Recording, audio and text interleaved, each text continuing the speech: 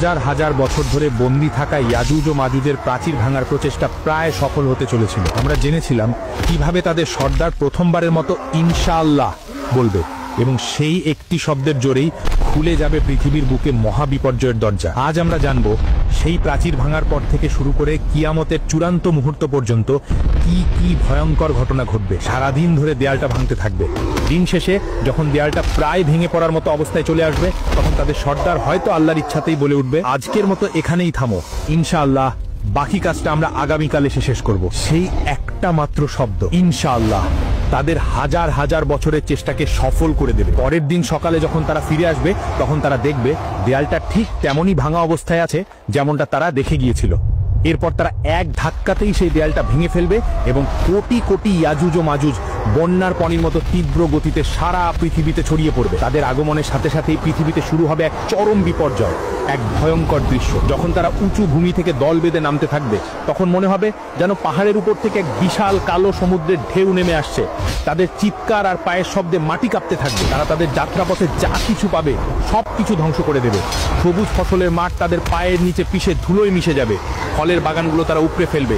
শহরের পর শহর তারা জ্বালিয়ে পুড়িয়ে ছারখার করে দেবে। যখন তারা জেরুজালেমের তাবেরিয়া লেকের পাশ দিয়ে যাবে, তখন তাদের প্রথম দলটি সেই লেকের সমস্ত পানি পান করে শেষ করে ফেলবে। লেকটি একদম শুকিয়ে মরুভূমির মতো হয়ে যাবে।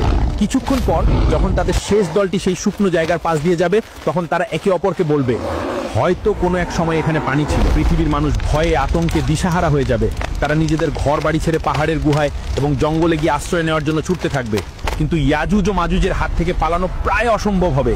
তারা যাকে সামনে পাবে তাকেই নির্দয়ভাবে হত্যা করবে। তারা পৃথিবীর মানুষকে মারতে মারতে এমন এক পর্যায়ে পৌঁছাবে যখন তারা অহংকার করে বলবে, আমরা তো পৃথিবীর সব মানুষকে মেরে ফেলেছি, এবার তো পৃথিবীতে আমাদের কোনো শত্রু নেই, চলো এবার আকাশের লোকদের মারি। এই বলে তারা আকাশের দিকে তাদের তীর ছুড়বে। আল্লাহ তাদের এই অহংকার এবং মূর্খতাকে পৃথিবীর মানুষের সামনে প্রকাশ করার জন্য সেই তীরগুলোকে রক্তমাখা অবস্থায় তাদের কাছে ফিরিয়ে পাঠাবে। রক্তমাখা তীর দেখে তারা আনন্দে উন্মাদ হয়ে চিৎকার করে বলবে, দেখো আমরা আকাশের দেবতাদেরও মেরে ফেলেছি, এখন আমরাই এই মহাবিশ্বের শাসক। ইয়াজুজ ও মাজুজের এই ভয়ঙ্কর অত্যাচারে তুর পাহাড়ে আশ্রিত ইমানদারদের অবস্থা চরমে পৌঁছাবে।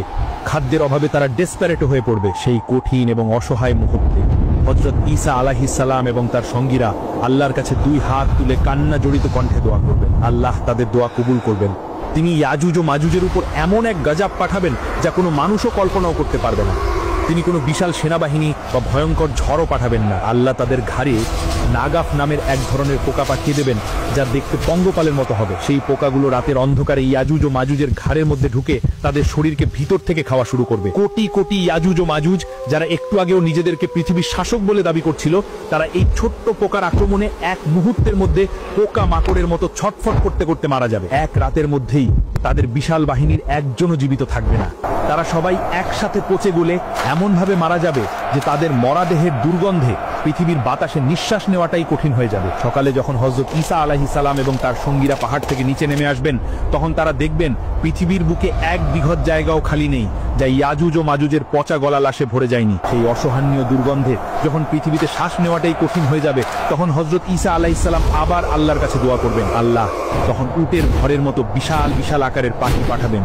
সেই পাখিরা ইয়াজুজ ও মাজুজের কোটি কোটি লাশ তাদের শক্তিশালী ঠোঁট দিয়ে তুলে নিয়ে আল্লাহ যেখানে চাইবেন সেখানে ফেলে দিয়ে আসবে। যখন পৃথিবী লাশ মুক্ত হয়ে যাবে, কিন্তু তখনও বাতাসে দুর্গন্ধ আর মাটিতে তাদের রক্তের দাগ লেগে থাকবে, তখন আল্লাহ এমন এক রহমতের বৃষ্টি পাঠাবেন যা এর আগে কেউ কখনো দেখেনি। সেই প্রবল বৃষ্টি পৃথিবীর প্রতিটি কোণাকে, প্রতিটি ঘর বাড়ি, প্রতিটি অলিগলিকে এমনভাবে ধুয়ে মুছে দিবে যে পৃথিবীটা আবার আয়নার মতো পরিষ্কার এবং পবিত্র হয়ে যাবে। ইয়াজুজ ও মাজুজের ফিতনা শেষ হওয়ার পর হযরত ঈসা আলাইহিস সালামের নেতৃত্বে পৃথিবীতে শুরু হবে সেই আসল শান্তির যুগ, যাকে অনেক সময় সোনালী যুগ বলা হয়। আল্লাহ জমিনকে তার সকল বরকত ফিরিয়ে দেওয়ার জন্য আদেশ করবেন।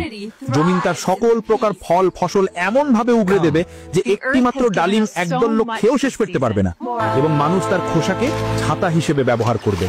দুধের মধ্যে এত বরকত হবে যে একটি মাত্র উটের দুধ একটি বিশাল গোত্রের জন্য যথেষ্ট হবে। পৃথিবী থেকে সকল প্রকার জুলুম, অত্যাচার, হিংসা বিদ্বেষ উঠে যাবে। মানুষের অন্তর এতটাই পরিষ্কার হয়ে যাবে যে একে অপরের প্রতি কোনো শত্রুতা থাকবে না। হাদিসে এসেছে, সেই সময়ে বাঘ আর গরু একসাথে বিচরণ করবে। শিশুরা বিষাক্ত সাপের মুখে হাত দেবে, কিন্তু সাপ তাদের কোনো ক্ষতি করবে না। হযরত ঈসা আলাইহিস সালাম একজন ন্যায়পরায়ণ শাসক হিসেবে পৃথিবীতে 40 বছর শাসন করবেন। তিনি নতুন কোনো ধর্ম নিয়ে আসবেন না, বরং আমাদের প্রিয় নবী হযরত মুহাম্মদ সাল্লাল্লাহু আলাইহি ওয়াসাল্লামের শরীয়ত অনুযায়ী শাসন করবেন। এভাবেই পৃথিবীতে এক নিখুঁত শান্তি ও ন্যায় বিচার প্রতিষ্ঠা করার পর হযরত ঈসা আলাইহিস সালাম স্বাভাবিকভাবে মৃত্যুবরণ করবেন। মুসলিমরা তার জানাজার নামাজ আদায় করবেন এবং আমাদের প্রিয় নবী হযরত মুহাম্মদ সাল্লাল্লাহু আলাইহি ওয়াসাল্লামের রওজার পাশেই তাকে দাফন করা হবে। হযরত ঈসা আলাইহিস সালামের মৃত্যুর পর পৃথিবীতে আবার ধীরে ধীরে বিপর্যয় নেমে আসতে শুরু করবে।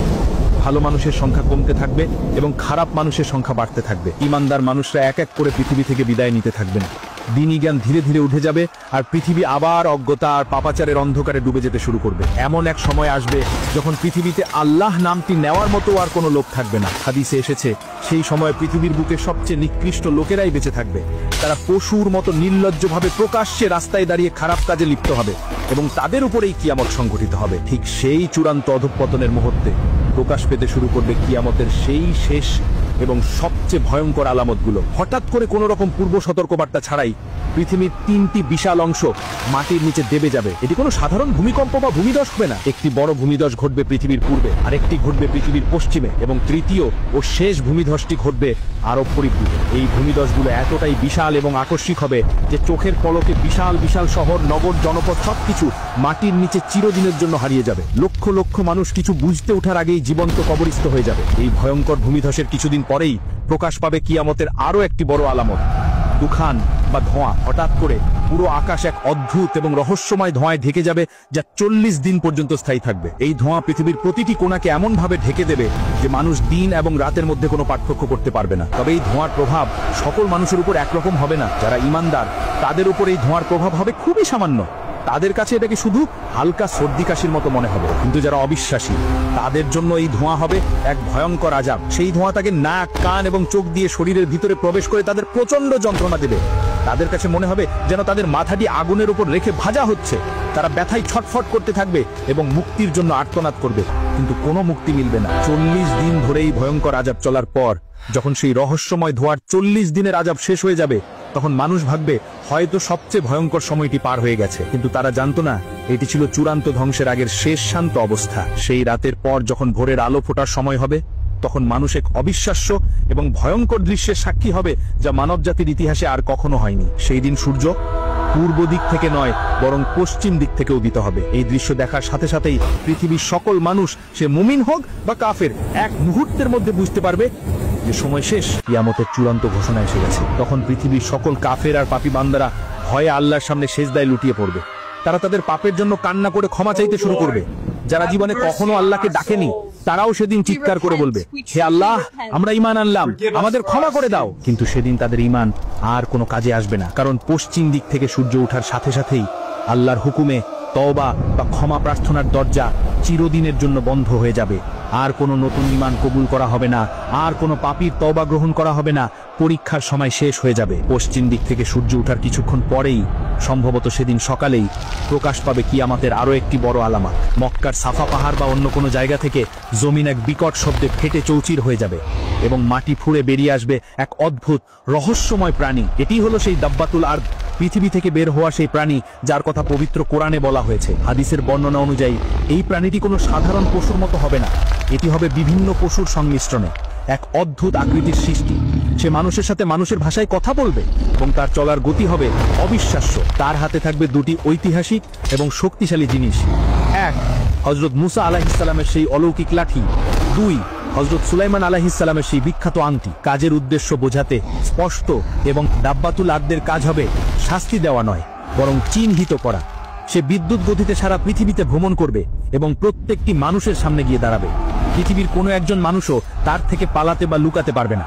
যখন সে একজন ঈমানদার ব্যক্তির সামনে আসবে, তখন সে তার হাতে থাকা হযরত মুসা আলাইহিস সালামের লাঠি দিয়ে সেই ব্যক্তির চেহারা একটি চিহ্ন এঁকে দেবে। সেই চিহ্ন দেওয়ার সাথে সাথেই ঈমানদার ব্যক্তির চেহারা নূরের মতো উজ্জ্বল এবং ঝলমলে হয়ে যাবে। আর যখন সে একজন অবিশ্বাসী ব্যক্তির সামনে আসবে, তখন সে তার হাতে থাকা হযরত সুলাইমান আলাইহিস সালামের আংটি দিয়ে সেই ব্যক্তির নাকে একটি সিলমোহর মেরে দেবে। সেই চিহ্ন দেওয়ার সাথে সাথেই কাফিরের চেহারা ঘুটঘুটে কালো এবং কুৎসিত হয়ে যাবে। এভাবেই সে পৃথিবীর প্রথম থেকে শেষ পর্যন্ত আসা প্রত্যেকটি মানুষকে দুটি স্পষ্ট ভাগে ভাগ করে ফেলবে, মুমিন এবং কাফির। এই চূড়ান্ত বিভাজনের পর মানুষ আরো কিছুদিন পৃথিবীতে বেঁচে থাকবে, কিন্তু সেই জীবন হবে এক ভয়ঙ্কর মানসিক যন্ত্রণার। বাবা হবে মুমিন আর তার সন্তান হবে কাফির, স্বামী হবে জান্নাতি আর তার স্ত্রী হবে জাহান্নামী। কিন্তু এই অবস্থার পর কিয়ামতের আর কি বাকি থাকবে? কিভাবে ইয়ামেন থেকে একটি আগুন বেরিয়ে এসে সকল মানুষকে হাসরের মাঠের দিকে তাড়িয়ে নিয়ে যাবে? আর কিভাবেই বা হযরত ইসরাফিল আলাইহিস সালামের সেই প্রথম ফুৎকারের মাধ্যমে এই পৃথিবীর চূড়ান্ত ধ্বংস শুরু হবে? পৃথিবীর ইতিহাসের এই চূড়ান্ত অধ্যায় এখনো বাকি। জানতে হলে পরের পর্বে ফিরে আসুন। ভিডিওটি লাইক করুন, শেয়ার করুন আর পরবর্তী পর্বের জন্য চ্যানেলটি এখনই সাবস্ক্রাইব করুন।